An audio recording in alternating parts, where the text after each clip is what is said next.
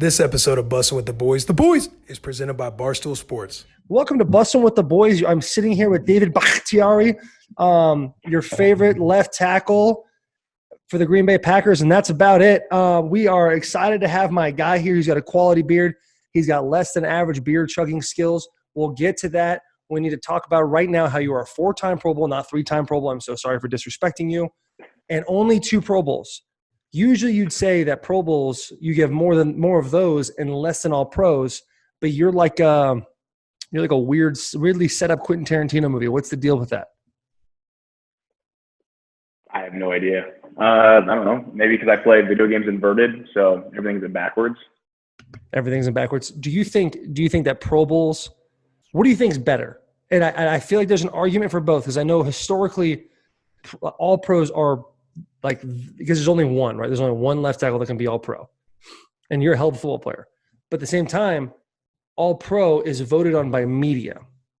So there's something to be said there. The PFF thing. Do you know what I'm saying? And I'm not coming at you. I don't want you to think this is a coming at you game, because it's really not. It's really not. I came in hot on one of our podcasts a while ago, and it sent the guy on a downward spiral. His name was Frank Ragnow.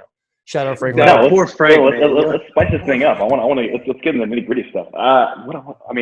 Obviously, if I were to take my bias out of it, I still think all pros. And the only reason why was, at least for me, growing up, I wasn't even a big football fan, but just I always knew when someone had more, like when they had all pros in their name, it just meant more.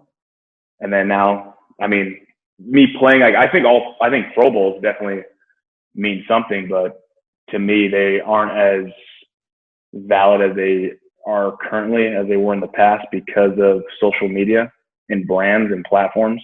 Yeah, and I feel like that's a heavy influence in today, whereas back then it was a mix, because they didn't have social media, but it also was kind of like a brotherhood. Like once you went to the pro, and that still is where it is today. Like once you're there and you kind of meet everyone, it's like, oh, these are my guys. And when it comes to voting, it's like, oh, that's my guy. This is my guy. I guess I'm not anyone's guy. Hey, you're our guy now, dude. You're our guy now. Hey, you got our vote. If we're allowed to vote for NFC guys, you would be our vote for sure, dude. I was gonna say you're gonna vote for me because I'm not in the AFC, so that works out. It's like it's a win-win. No question. I'll be your friend until we become rivals, and then I can't be your friend anymore, type of thing. You know, keep you close, keep you at a distance. But as soon as it's time to attack, you know how it works. I get it. We're going to have the all Bussin' team, and so basically, what's going to happen is we're going to create this like fraternity vibe that you're saying, and we're going to own the market share, dude. And then when Pro Bowl season comes, we're hyping the boys up through, like you said, social media. So you're in, dude. You're in the freaking club, and November, December. Best believe we are shouting David Bakhtiari, and Taylor Lewan. We'll see what happens with the boy, but you guys are getting in the Pro Bowl.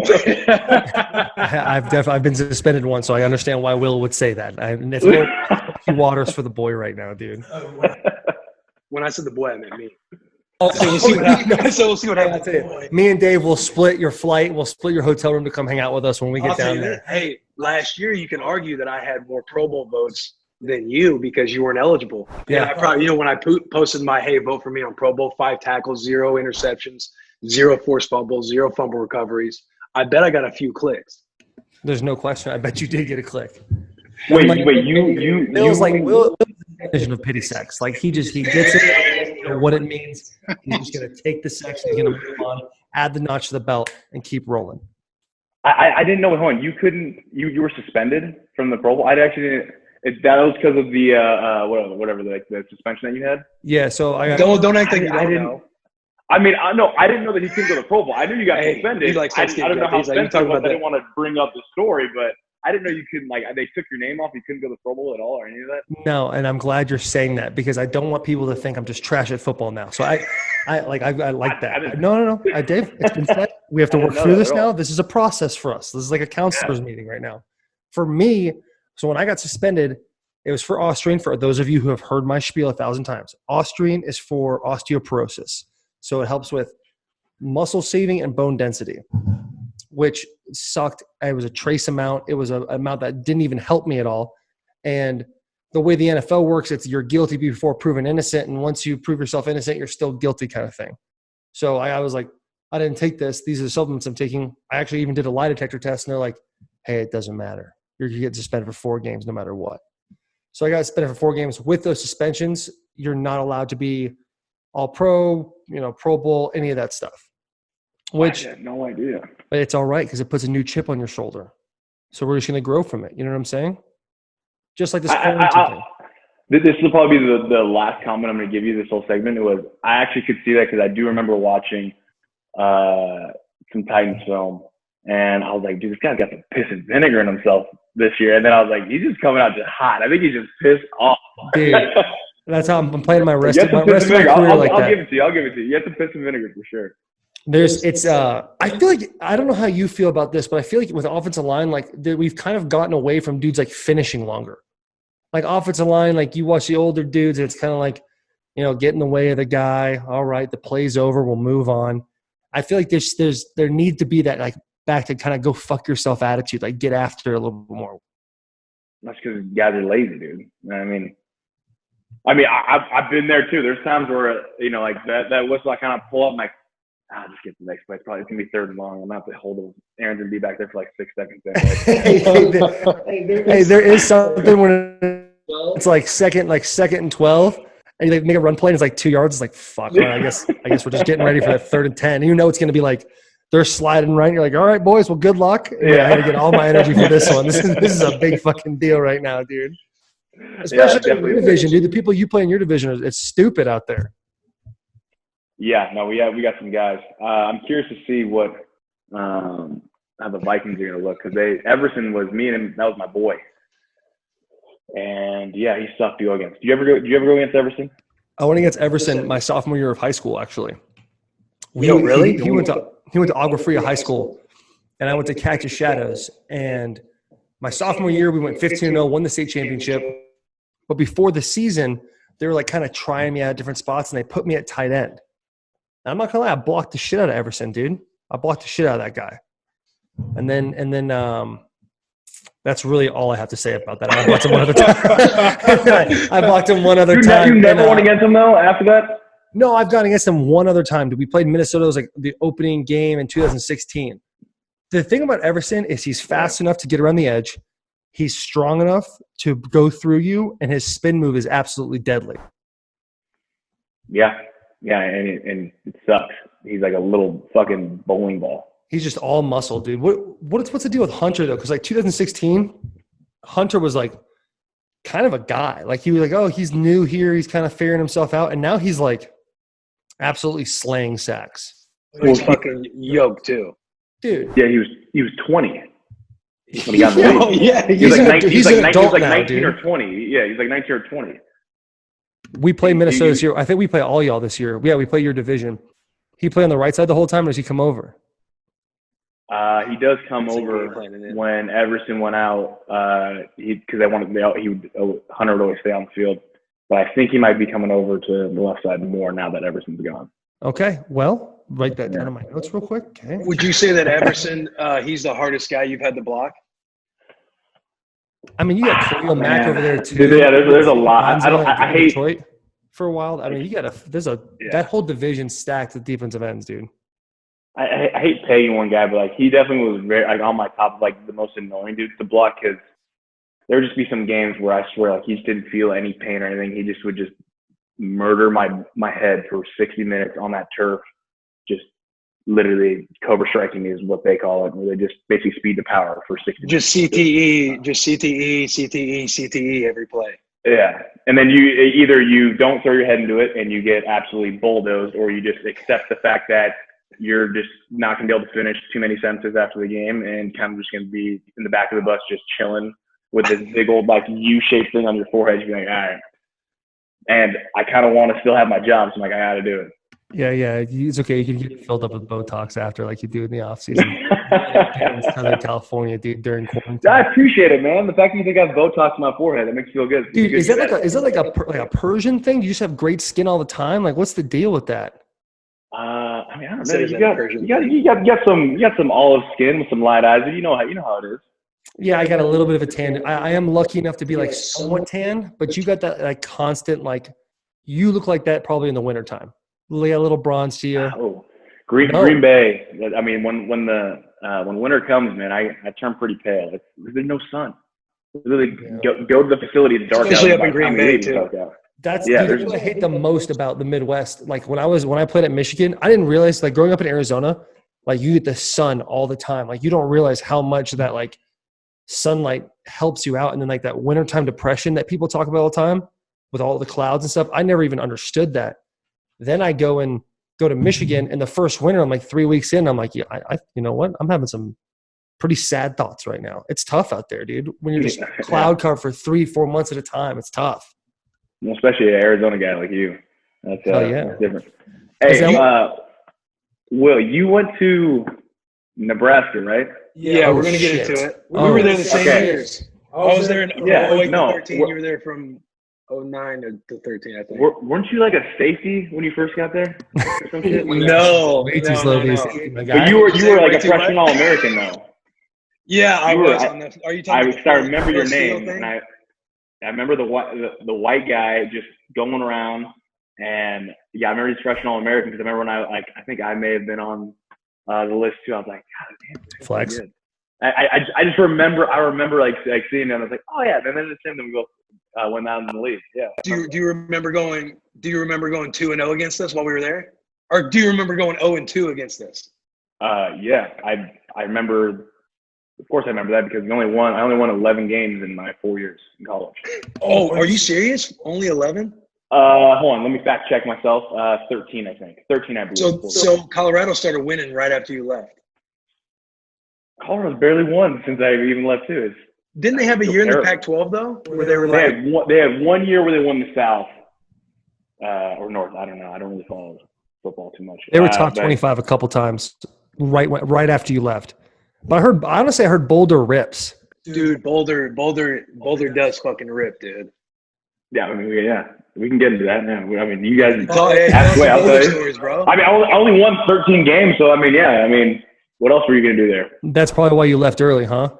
Here's like third day. Yeah. I've won 13 games, and it's been 3.5 years. I'm getting the fuck out of here as soon as possible, dude. Good luck, boys. We love you. Yeah, it was pretty much when we had our third head coach, and I was gonna have my fourth or fifth offensive line coach, and I was gonna go through hell week in conditioning with the new strength coach. I'm like, I'm not more. I refuse. If I'm gonna prove myself, I might as well get paid doing it. That was my thought. Did you think you were gonna go fourth round? Do you think you were gonna go early? So I sent the junior draft evaluation. I got a second or third round grade. Second to third round. I was like, I mean, I'm 6'4". I'm like about 300 pounds. I have nothing freakish. It's about right. I don't expect to go in the first. I'll take it. That's good enough for me. So then I was like, I'll get out. No doubt. Was leaving everything like you hoped it would be? Obviously, you got drafted in the fourth, but do you wish you would have stayed? No, I like how everything turned out. Everything worked out really well. As a person that did it the other way, I stayed for my senior year. I am very vocal about the fact that I wish I would have left. And honestly, like, college football is great. Camaraderie is great. It's one of the most fun times you'll ever have with the boys. Like, everyone's just trying to make it. You're working on those stipend checks, getting like $1,200 a month. And you just think, when you get that check, you're like, fuck, dude, I'm living. I've done it. You know what I'm talking about, dude? You get that check, you're like, all right, $500 to rent. I got this $700 piece. That first week, and you're like, I got $150 left for the rest of the month, my guy. I'm out of here. You had $1,300 in your stipend? I got $1,200. Damn, we only got $850.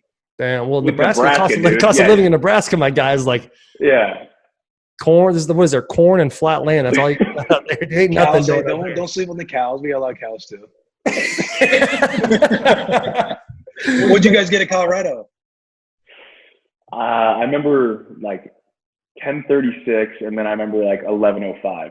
That's solid. Actually, Colorado's kind of expensive to live, isn't it? It is. That's what I'm saying. I mean, my rent was my one spot. It was 800. Oh, so I mean, all of it was gone. And then when I moved, thankfully, my buddy's parents were rich, so they bought a house. So I was only paying 600. That's a huge. But even still, like, that's a steal. Yeah, exactly. I'm saving $200 for the college kid. I'm like, you're putting it out there, going out to the bars. I got the first round, boys. I got the first round. Don't worry about it. This one's on me. End of the night, you're like, hey, listen, you got to fucking grab this tab. Okay, I fucked up. Some things happen. I fucked up. You got to get the rest. You know what I'm saying? Dude. But I came back from my senior year, and in my head, I'm like, dude, you're going to be the next Jake Long. Like, you're going to be that dude. And then we won maybe a little bit more than half of our games and got our just donkey punched versus Kansas State in the Buffalo Wild Wings Bowl. And I just think if I would have left early, I'd be going to my 8th year instead of 7th year, one more year closer to a contract, one more year of being in the league, the longevity. When you start to get older, you start to realize, man, if I had a couple years of being in the league and not being in college, I wouldn't have the wear and tear. It's a smart move. If I could go back, I leave as a redshirt sophomore, be a 6th-round pick. Just fucking really? just start swinging at the fence, dude. Yes. No, I'm calling your bluff. No way. I mean, there's no way for me to sit there and be like, yeah, huh? And then we go back in time and I do it. But Will, no, I'm going to do it. You're our deciding factor. Will, you're a deciding factor. What am I voting on exactly? So right now in my life, Will is actually a really good person to ask this. Right now in my life, based on my mentality right now, if I could have left as a redshirt sophomore, you think I would have left? The way you prefaced it, okay, that's such a bias. No, dude, I sold that. Listen, Dave, this is our podcast, Dave. It's our podcast. Put a fucking shirt on. Either put a full shirt on or take that tank top off, dude. Wait. So you're saying you would have left 2 years before? Because you left after your senior year. Yeah, I stayed all 5 years. I'm saying I would. No, you wouldn't have left. Okay, that's weird. You're gonna side with our guest. I believe you would have left. We're married to this thing. You gotta. I believe you would have left a year early. You should have left a year early, but I don't know about 2. I agree with that as well. Sure, I was projected to be a 1st-round pick in my redshirt junior year, and the first three of the first 4 picks were all offensive linemen. Shout out Lane Johnson. Why did you leave? Shout out Luke Jokel. Because, dude, I drank the Kool-Aid. I was at Michigan. What Kool-Aid? Leader. Be the leader. Be the guy, dude. Be the fucking dude. Be the next Jake Long. Be the Big Ten championship. Get a Big Ten championship since the first time in 2006. I bought it. And I was like, I'm going to be the best damn leader ever. Dave, I was the worst fucking captain, I think, in Michigan history, dude. I was awful. I ruled with an iron fist. I was an absolute dictator, dude. I might as well have been Kim Jong-un. Is he alive or did he die? Is that because I feel like he died and now he's back. Is he back? Yeah. Yeah, he did an Undertaker fucking sat up out of the coffin, dude. He's back.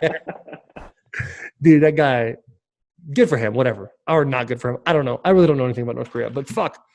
If I could go back, I for sure would have left my redshirt sophomore year. Okay? No, he wouldn't. Yo, hang on. Dave, tell us a couple Boulder stories. Let's get a couple of the party scene. Let's get a couple. We're losing all the time. We suck, so let's go hit the bars hard. Give us a story on a couple nights. I mean, you're asking me to dig deep into my brain right now. This is something legendary, dude. You're sitting around the cafeteria with the boys, and you guys are talking college stories, and you want to be like, yo, hey, boys, you guys want to hear a legendary story? Here's one. All right, okay. All right. I got one for you. Not after a game, but it was our spring game. And then, always after the game, they give you whatever food buffet. So you eat the food. And then we had a huge night. First night, we're off. We don't have anything to do the next day. So everyone's going to go hard. We're all going out. And I remember a bunch of us, I'm going to say a couple names, just shout them out. Nick Costa, Alex Wood, Jeff Doss. We're at their house and we just ate Chick-fil-A. They had some Chick-fil-A for us. After the spring game, and all of us were stuffed. We're trying to pound beers. When you're on a full stomach and you're trying to crush some beers, it's tough. That shit is expanding your belly. Yes. I'm trying to get drunk tonight, and I can't because every time I take a sip, I feel like I'm about to puke. So after about my 3rd beer, I'm like, I can't do this. I can't. I don't have to take a dump, and it's gonna ruin my night. I'm gonna get barely drunk, and I really want to get. Sauce. So I took the handle of Skull vodka, which is a plastic handle. It's probably, $8.95. Oh yeah, $8, dude. Yeah, we went outside in the backyard, and then I just took a big old swig to the face, and then everyone thought I was drinking, and then after I started gargling until I puked up vodka. I honestly, it's one of the gross things I've ever done, but once I threw up, I felt fucking great, and then I proceeded to absolutely get thrashed that whole night. So you were just basically taking this. So here's what I'm picturing. You're taking the Skull vodka to the head like you were courtside that one night and just pounding it until you threw a gargle. No. I took a big old swig and then I started gargling like you're like kind of doing mouthwash. So I like lifted my head up and went, until I threw up with vodka. Oh, yo, way to rally. God. That is a fucking rally move right there. Yeah. I mean, honestly, it's one of my, hell yeah. And I'm still proud of it. You know what? You should be proud of that. That's unbelievable. A decade later, and I'm still proud of it. I still don't regret wanting to throw up that Chick-fil-A so I can get drunk that night. You get that Chick-fil-A back, especially when you're almost 300 pounds. You need those cows. You got a big week the next week, my guy. That probably was the deciding factor between me weighing 299 pounds at the combine instead of 300. That had to be it. I threw that up. Yeah. One extra. He brings up the combine. You got a little combine note on here. Yeah, hey, let me look in Will's notes over here. Let's see, my boy 509 could not break the 5. Could not break the 5. Left early, said I'm athletic, I'm young, I can do this, I've got great hair. Couldn't break a 5. What's that about? What's going on? And not to mention, before you even answer, I'm definitely faster than a 5. What's that? I'm definitely faster than a 540. Even to this day, I have a torn hamstring. I'm still fast. Right now, you have a torn hip flexor and hamstring. Well, I mean, through playing football, you tear shit. Yeah, those things heal though. Are you still injured? Or are you okay? Dude, I'm not going to give you the years. I don't need, but it happened. It happened, and I played through it. No one needs to know what happened to me. Just know in my career. Yeah, I mean, like I just randomly show up with an elbow brace. Like who the hell? Like it would just like magically pop in my arm. Like I don't know. I'm literally going to be in week 16 before we play you guys. Listen, Bakhtiari, he's got a torn hamstring. He's had these issues. If there's an elbow brace on, his elbow's fucked up. You guys need to go after those things right away. But you're faster than a 509. Oh yeah, absolutely. That's why. So here's my question: why didn't you rerun it again at the pro day to try to beat the 5? Or did you just not really give a fuck? You're just like, I know I'm faster, and I'll just argue with people. You know what I'm saying? I'm going to be on a podcast someday, and I'll just bring up the fact that I'm actually faster than that time. Fuck it, dude. It's fine. Everything's fine. I'm going to say this. Like that, oh, God, I hate how competitive I am. It still pisses me off that I didn't break 5. And, yeah, I'll give it to you. Yeah, you ran fast forward. I remember I saw you talking like, damn. Well, I don't think the argument. I don't think we're ever talking about who is faster between you or I. No, easy, bro. Easy. Yeah. I'm just saying. There was never a time in my mind that we were competing about who's faster. That's how my mind works. I'm a dude. I'm bringing back week 16. I'm gonna go on like one of those truck or a pin pull scheme. Hopefully to your sideline, and I'm gonna see you in the corner of my eye and just go as I'm running by you, just to let you feel the speed, dude. Did you feel me kicking the dust up with my healthy as fuck hamstrings? My hamstrings are gonna be just grappling at the ground. I'm like fucking Lambeau Field up, dude. That grass. Fuck this grass. Fuck this grass. That's what's gonna be going down. That's that one more year you spend in college, man. You get to have those fresh legs instead of playing a full 16 games. Yeah, I was the idiot because I went to the league and then I had to play more football games than I would have done in college. How old are you right now? Like, what's your age? It's a weird way to ask. You're 28? Yeah. What year? And this is your 8th year in the league? How old are both of you? He's same like year as me. He's going into year 8. I'm going to year 7. No, I'm going into year 7. But I'm 30. You're 30? And I'm 28 and I'm going into year 7. When do you turn 29? July 22nd. Oh, coming up. It's coming up. I'm expecting something now. Now that you know, like, I'm expecting some. Well, now that I have your email, I will send you something nice. Please do not send me spam. please do not send me spam. I'm in quarantine. What else can I do besides just like throw jade all over the place? Just be messing with people. Have you ever gone on that website that you can like literally get like animal shit and delivered to people's houses? No, but what is that website? If you don't mind. I'm not telling you that fucking. I'm an idiot, dude. Why would I even say that out loud? Why would I even bring that point up? What were we talking about before? What were we saying? I'm faster than a 40. You ran a 509. Let me reel it in. We were basically chirping him for his over 5 second 40. Yeah. We were just wanting him to explain, do you think he can break 5.0? And he went Michael Jordan in his head and thought, okay, Taylor, you're faster than me. He created some competitive thing in his head. Oh, yeah. That's how he's working. But we're just trying to give him the platform to be like, hey, so what's up with that 509.40? Can you break 5 or not? Absolutely. And he said he can. And my question is, why didn't you rerun it at pro day just to prove it? Oh yeah. Okay. Back to the point. That's impressive. Hey, by the way, that's impressive. Wait, what? That was impressive. Will just did that. You and me are like just two kids in the field with their eyes closed, running in circles, and Will's like hurting us like cats, dude. It's happening. I was actually really visualizing you pulling on the truck and like you somehow making eye contact with your visor and those, like the way your face mask is with the slanted bars and like somehow still making it sound like laughing. I don't know what I'm more impressed about, the speed or the fact that he can break his own mental play right now to focus on making a sound at me while he's running on the field. It's impressive. It's just athletic ability, you know? It's just genetics, my guy. You know what I'm saying? That's all it is. That's all I'm talking about here. Okay, now back to answer the question. My agent just said you ran a good 40. A bunch of people clocked you in the 4.9s. So there's in the 4.9. Unless you feel like you can beat 4.9, don't do it. I'm like, at the time I have no problem saying this. At the time, I had terrible patella tendonitis, and I was like, I can barely freaking move. So I'm like, I'm not doing anything. Right, because there's a lot of business moves and decisions that go on, and like somebody runs it at the combine, and whether or not what your 40 actually is, like say 509, like for people listening, like your agent, like David is alluding to, is telling him that he's clocked in the 4.9s. So regardless what NFL Network and all that says, like there's coaches that have him in the 4.9s. So you're good to not run anymore if you don't want to. And so David, like making a business move decision, like if I don't have to, then why go out there and risk like pulling a hamstring or risking injury at like pro day when you've already proved what you wanted at the combine? Was that fair? Hey, there we go. Golf. Well done. Very well done. That's awesome, dude. All right, I have a question for both of you guys because you're both talking about during a play, like you were talking about going against defensive ends earlier. You're talking about how can Taylor run and think in his mind go vroom, like in the middle of a play. I have a question. What has been your favorite play to put on film as a left tackle, like that you're most proud of? Because lineman, it's like a cult with you guys. Like everyone sees everybody. There's 5 of you out on the field at the same time. What's your most favorite play that you've put on film as a left tackle? Both of you. David, we'll start with you.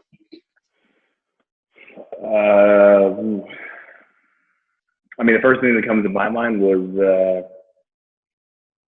2014 Patriots. And of course, you gotta.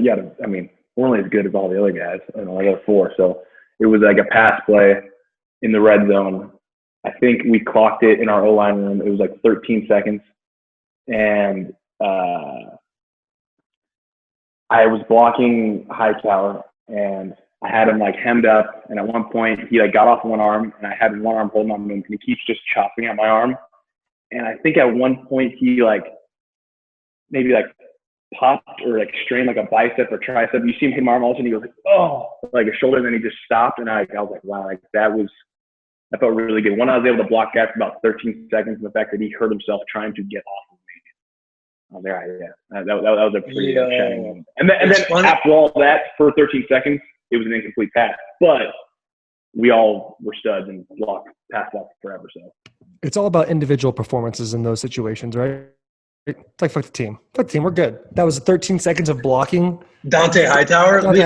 Hey, before Taylor says his speech, Taylor's got a couple of situations with Hightower. Taylor's got a couple run-ins with Hightower. Yeah, I won. They went back and forth on I won versus Dante Hightower in the playoffs. I did. He just won the last one. I was 3 for 4. Noticeable one. I was 3 for 4, and the fourth one, the one I lost, he fucking just destroyed me on one, dude. Going up to the linebacker, like I was in can't say what our scheme was, but I was bouncing off and about to turn back up, and as I'm turning up, I'm looking at a plethora of dreads just coming into me, dude, and just absolutely baptizing me into the ground. It was tough, dude. Yeah, I'm part of his church now. I've been baptized. It's one of those things where that everyone knows you're about to run, like, you guys say stretch left. We'll just say stretch left. And the linebacker knows, like, they're running the ball over here. I'm about to kamikaze into this motherfucker. Like, right when the play happened, I remember even watching at home, and Hightower just takes off and smokes my boy. Hey, they go into the backfield and stuff. It was crazy, but it was like he knew exactly what was coming, so he got like a huge head start. It happens to the best of us. Happens to the best of us. It is Yeah, one of those I things. mean, I've been depleted. I don't like to admit it, but yeah, it sucks. I honestly hold like a vendetta, like all the names of people who depleted me, especially from like my ear hole. And I try and get them back, just whenever I see them again. Dude. Just cause. Yeah. Just- At least you guys are heavy though. Try being tossed in the fucking air. Like that's happened to me. But But that's what's Roger even worse. Sapp. We're heavy. We're land creatures. We're supposed to be on the ground, and we're getting freaking absolutely just catapulted in the air. Like I'm embarrassed. Like I've never popped up faster than when I get depleted. yeah, no doubt. I think the quicker I pop up out is when I'm in the ocean. I've been on a surfboard in the ocean. And I fall off my surfboard. I have never jumped faster back on a surfboard because I immediately think there's somehow, some way, there's a shark that is waiting for me to fall off the surfboard. That's a At shark. that moment, the moment you fall off the surfboard, the shark's like, this is my time. You're like, oh, Yeah. fuck, oh shit, as fast as you possibly can, dude. Dude, I was on Instagram, I'm just surfing Instagram the other day, and I saw Khalil Mack doing his like jab, dip, stab, and taking like Riley Reef into the rafters, dude. Then taking a right tackle into the rafters and just absolutely dumbing some cats out there, dude. It's a bad fucking gig when you get got like that. There's nothing worse. Yeah. You know Yeah. who's actually Yeah. really good at that? There's a dude who played at Auburn, plays for the Bengals now. He's like a smaller guy. Oh, What's his Lawson. name? Yeah, Lawson. Is it Lawson? Last name Lawson. Yes. Yeah, last name That is Lawson. dude- Yeah, actually. His hand placement on his stabs on the inside shoulder, like right in the armpit, are money. It's so impressive. You can get a guy like that, dude. It's like you're taking a 320-pound dude's no problem in the backfield with that leverage. Mhm. It's stupid and it's so embarrassing. It's so embarrassing when you get got, dude. Especially if you like get sacked, or you just get tackled into the running back, or it's just bad. I think I've been pretty blessed that I think like the couple times that it's happened, the ball's been out and like something good happened on the play, but not too good. So it's not a highlight. It's just kind of like, Yes, like, dude. you know, it was like a 7-yard completion. Nothing cool happened. All right. It's like, it just like erased from everyone's memory. It will never be put out there. The worst is like when you do something bad and it's like a forever memorable play. Like I got absolutely swam inside on one of Aaron's Hail Marys in Detroit, and I forever watch it like I'm getting beat. Like what? Like I keep watching it. Like no one even notices because something great happened. But I'm like I just like every time I watch it, I'm like, damn. Like if you were to watch, like if you were watching it, you'd probably give me shit. I'd probably got beat. Yeah. Oh, you tackles. understand what I'm doing. Like I don't know about you, but when I watch, like if I go home after a game and I'm watching like football or whatever, I won't even watch the play. I'll just watch the left tackle. And I'm like, ooh, Yeah, I found myself watching the line. solid. Yeah, that's all I do is watch you guys and what you guys are doing at all times. I think if you based on your 40 time, and for anybody who is probably listening to this right now, be like, oh, he's not going to tell us. This is basically what David just told us. There is a play in the Packers playbook that has David getting the ball. However, he doesn't want to say it because he doesn't want to give it away for the upcoming season. I know that because I've said those exact words, and then eventually it comes back up. Because the worst thing that happens is when you report and then they're in zone. I'm like, all right, well, they're definitely going to check this. I'm not. Okay, I'm glad you came clean because I know you have like. Because you're sitting there and every week it's like, the OC is like, hey, we're going to try to get to you on that. All right. Hey, we hit the red zone. We get inside the 20-yard line. Be ready. All right. Especially if we're on the right hash, blah, blah, blah, blah, this, that, and the other. And you're like, fuck yeah. And then like the game's going by and you're in the third quarter and you're like, this shit ain't going to happen, is it? I'm just right, blocking. They just got my boy all hyped up for no reason right now.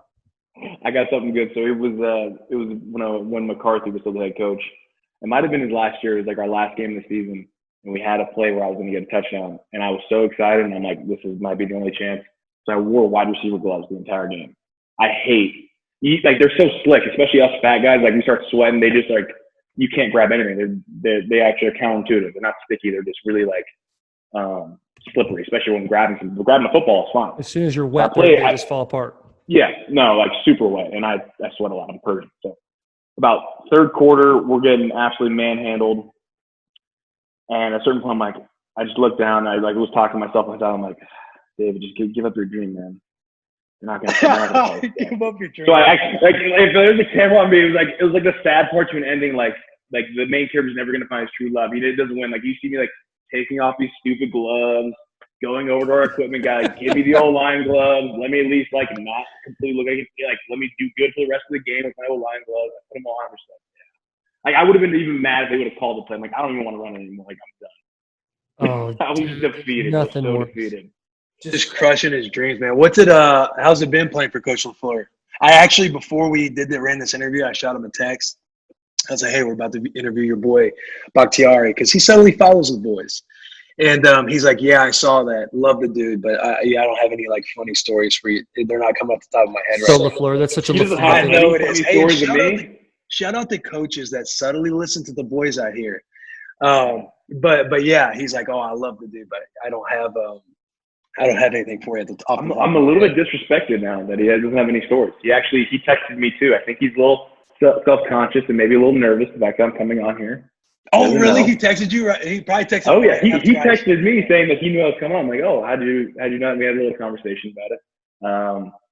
And then I do remember when I DM'd you, Taylor, about when we got Matt. I asked you for any good stories. I don't know if we can. I do remember that. What was said, but Dude, let me look that up, because I think if I look it up and I'm like, hey, we're not going to be talking about that. Give me 1 second. you don't even remember? Wow. I don't. I have an idea of what it was.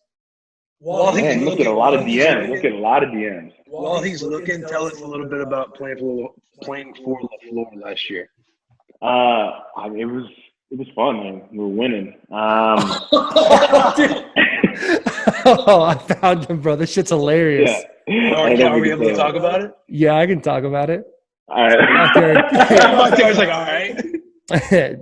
DB's like, Taylor, I need the lowdown on Matt LaFleur.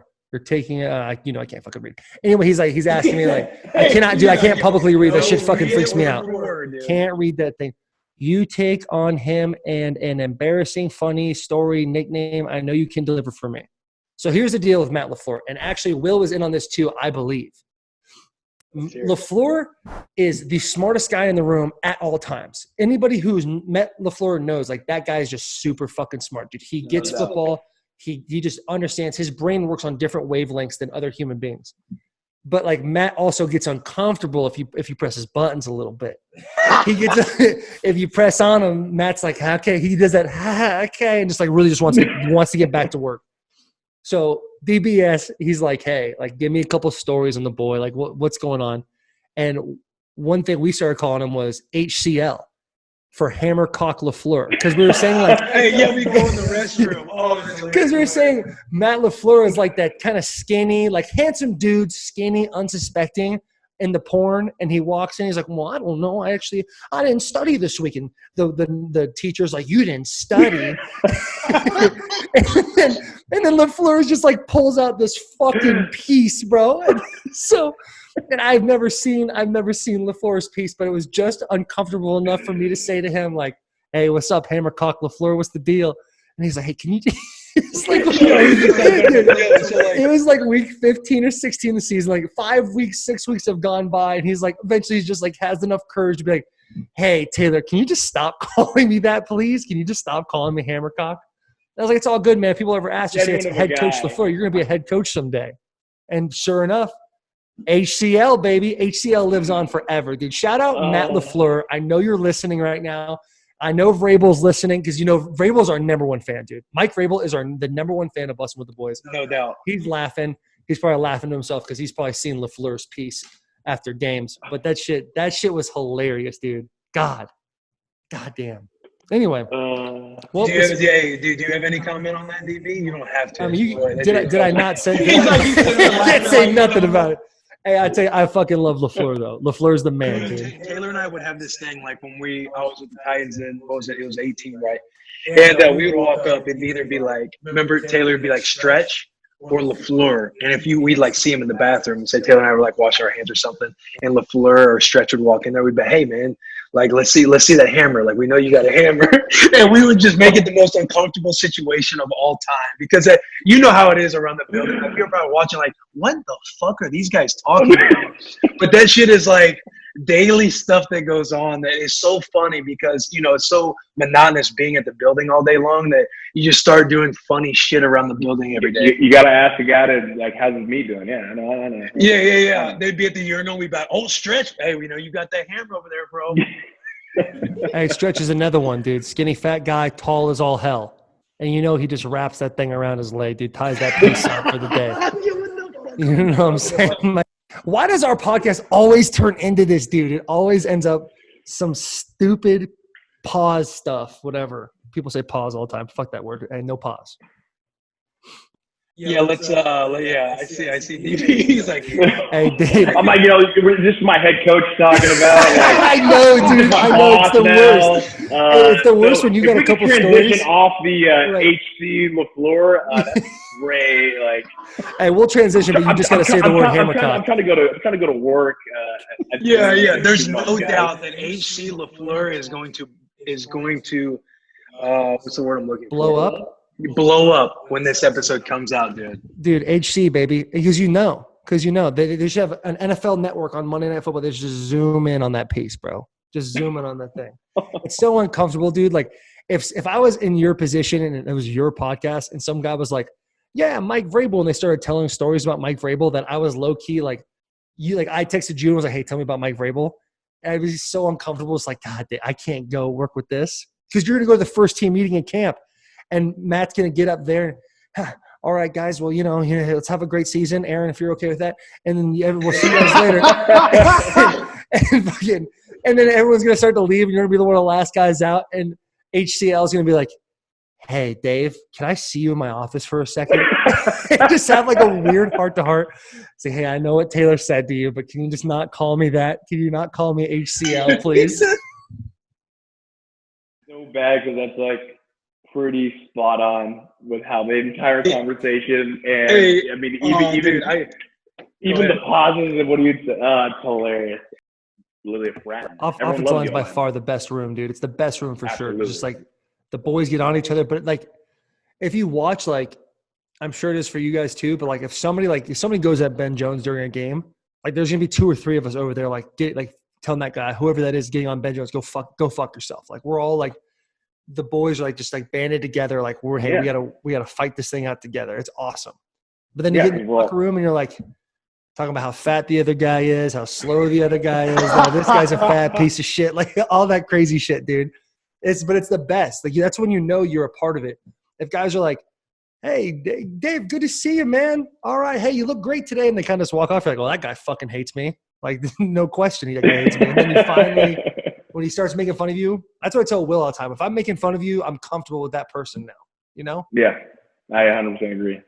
All right, yeah. I'm gonna. We need to get some good journey talk with the boy because your rookie year, you had a huge. And I've watched some of your interviews where you talk about taking advantage of opportunities, like when they come. Your rookie year, you have an example of that because it's Bulaga. He got hurt or he tore his knee, right? Isn't that it? Did I say it right? Which part? The tore his knee or Bulaga? Bulaga? Bulaga. Please don't disrespect him. All right? Sorry. He's been in the league for over 10 Bulaga. years. Yeah, no disrespect. Shout out the boy. But he tore his knee, right? And you actually got your big opportunity, big break to really show like what you were about in your rookie year because you're like the first lineman to play all 16 games as a rookie since the 70s for the Packers organization. Can you talk about taking advantage of that opportunity and what kind of transpired when you saw that he tore his knee and you're like, oh, I'm about to do this year? Well, I mean, that definitely wasn't my mindset. I'm about to do this. It was so long story short, it was family night and I was his backup at left and I was like, man, I think I'm good enough to play, but I can't be like Brian was better than me. At left, I'm like, I can't beat this guy. He's too good. So I'm like, I have a college mentality. I don't think that like, oh, once you're at left, that's it. I'm like kind of thinking like, is coach going to move me over to right tackle? Because in college, you kind of just flip-flop, whatever, we can play the best five. So I was sitting there waiting, I'm like, are they going to move me over to right tackle? Like, I really want to compete. And then finally, like, they moved me over to right. I'm co-starting right tackle for family night, which is like our scrimmage before preseason. That's when Brian tore his knee. So we were actually on the same side starting together. And then this is how much of a savage he was. He tore his ACL, didn't even know he tore his ACL, finished family night. I'm seeing him soaking up bull rushes with no ACL attached. Get the fuck out of here. Really? Dude, unbelievable. I was so shocked. He's like, yeah, my knee's like stiff, it's kind of sore.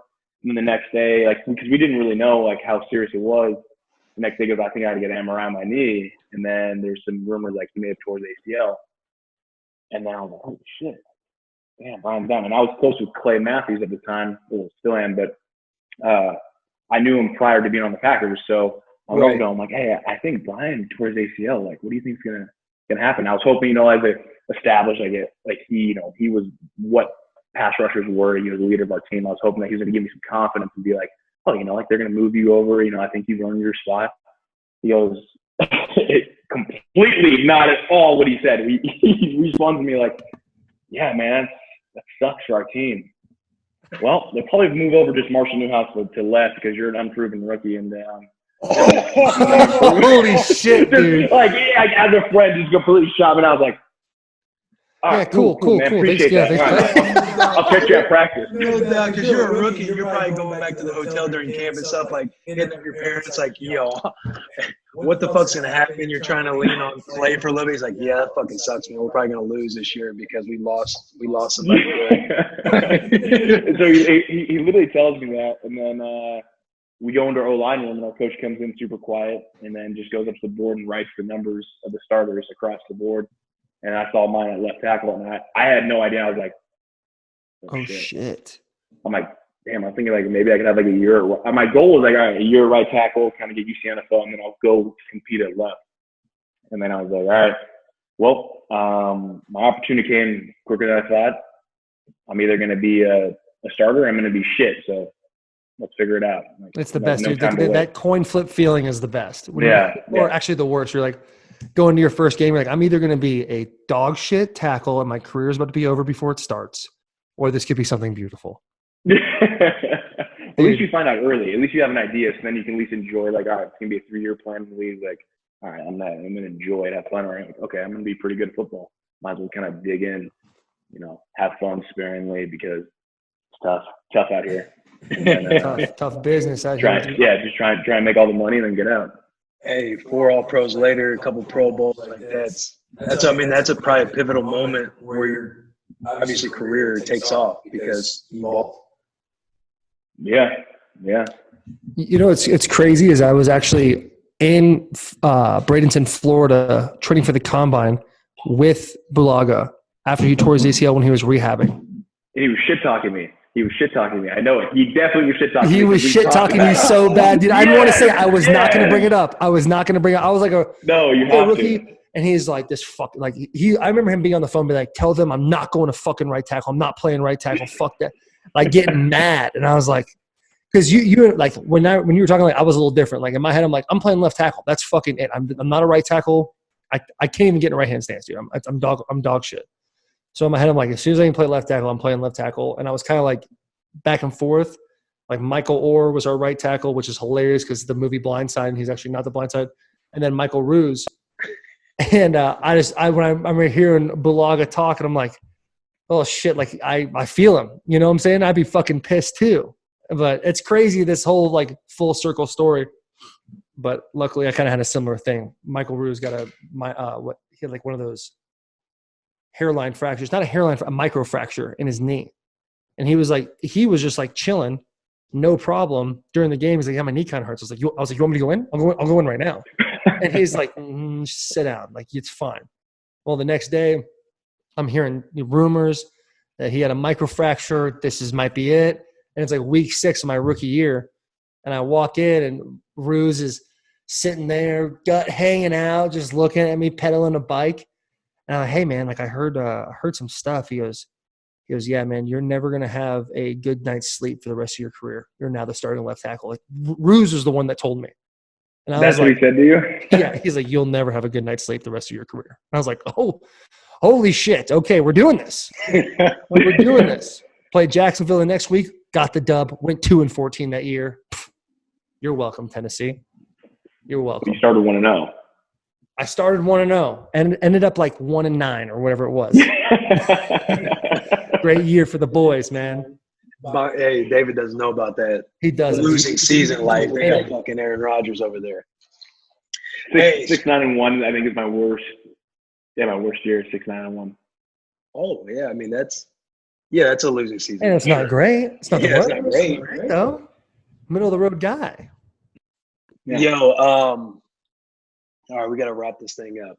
The biggest, the rumblings out there is about it happened the day you were courtside and you destroyed a beer on site, no questions asked. About 6 ounces of beer. 6 ounces of beer. Doesn't matter. He didn't ask for first and last name. He just fucking pounded that beer. Aaron Rodgers, he babysitted his. But from that moment, and I know my boy, he's a beer chugger as well. And I was like, yo, one day, we were hoping you'd be on the bus, but one day when we get Bakhtiari on this pod, you guys got to have a chug off. Because personally, I want to know. Because my man prides himself on chugging beer. I saw Look at him staring. Oh, let's go. I was like, hey, DB, he might be able to dethrone you by what I saw on courtside. Oh, yeah. So we got to do something to settle this beer chug. And I don't know if it's like you both. I don't know if you both take your girl takes a video of you, I take a video of Taylor. We put the times together. We chug a beer. Hey, your girl takes a video of you. My girl Will takes a video of me. No. But we got to do something to where this shit is settled, and that's how we will promo and hype this podcast episode up, dude. What do both of you? What do you guys say? One, I'm fucking so down. Two, Let's does it have to be on this one, or can we I would love to do it in person, then we could do like a bunch. I love that you said drunk, that. And we parlay it in like a party type thing, and we just wait like a day drink and just have fun. We make it like a fun day out of it. Well, here's my first question. Is there a chance that you could come to Nashville before August? Before August. He's in California. Ain't no way, my guy. I mean, can I? Yes. Will I? No. Hey, that's the best part, dude. That's the best part.